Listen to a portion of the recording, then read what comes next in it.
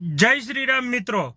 હવે મારે કહેવાનું છે કે હમણાં ઘણા સમય ત્યાં વિવાદ હાલતા હતા મનસુખ રાઠોડના, બરોબર।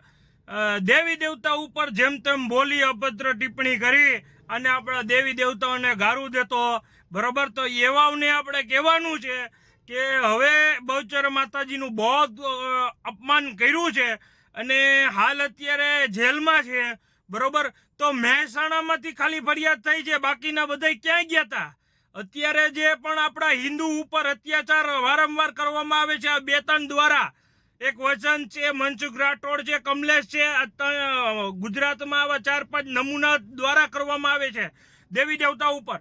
તો ભાઈ આમાં કડકમાં કાર્યવાહી કરવામાં આવી છે અને હજી થાય છે। તો મહેસાણામાં જ કેમ ફરિયાદ નોંધાણી છે? ગુજરાતના હરેક જિલ્લામાંથી હરેક પોલીસ સ્ટેશનમાં અરજી આપો, કેમ કે બહુચર માતાજી બધાના દેવી દેવતા છે, આપણા બધાને માતાજી છે, એવું નથી। અને કિન્નર સમાજને પણ હું કહું છું કે કિન્નર સમાજને પણ બહુ જ લાગણી છે બહુચર માતાજી ઉપર, અને હું એ સમાજને હાથ જોડી વિનંતી કરું છું કે કિન્નર સમાજ પણ આમાં આગળ આવે અને આવા લફંગાઓની જે રોજે રોજ માતાજી ઉપર અભદ્ર ટિપ્પણી કરવી, ગારો બોલવી અને આપણાથી બોલાય એવી નથી, એવી વસ્તુ બોલવામાં આવી છે। તો આવાઓને તાત્કાલિક ધોરણે એને સજા મળવી જોઈએ। અને આના પહેલા પણ 6 ગુના એની માથે થયા છે, તોય પણ એ માણસ બહાર આટા મારે છે। જો કે નાનો માણસ ના મારપીટમાં એવું હોય તો અંદર જેલમાંથી છૂટતો નથી અને દેવી દેવતાનું ઘોર અપમાન કરે છે અને બહુચર માતાજીનું અપમાન કર્યું છે। તો મારા કિન્નર સમાજને પણ હું કહેવા માંગુ છું કે હાથ જોડીને વિનંતી કરવા માંગુ છું, તમે આગળ આવો।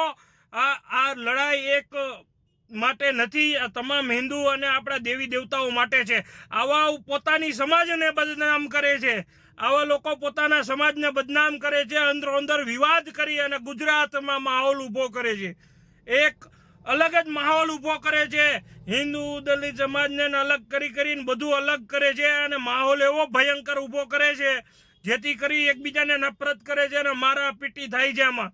એટલે મારે ગુજરાત સરકારને પણ એ કહેવું છે કે આવાઓને કડકમાં કડક સજા મેળવો, જેથી કરી આ અંદર રહેશે ને તો બહારે શાંતિ ઘણી મળશે।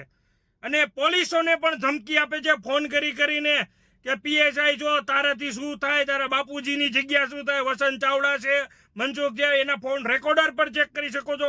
પીએસઆઈઓને પણ ધમકી આપે, પીઆઈઓને પણ એવું કહે છે તમારા બાપુજીનું છે એટલે બાપુજી સુધી તમને શબ્દ બોલવામાં આવે છે, છતાં પણ એક્શન નથી લેવાતી। એટલે મારે કહેવાનું એ જ છે, કડકમાં કડક કાર્યવાહી કરો। જય હિન્દ, જય ભારત, જય શ્રી રામ।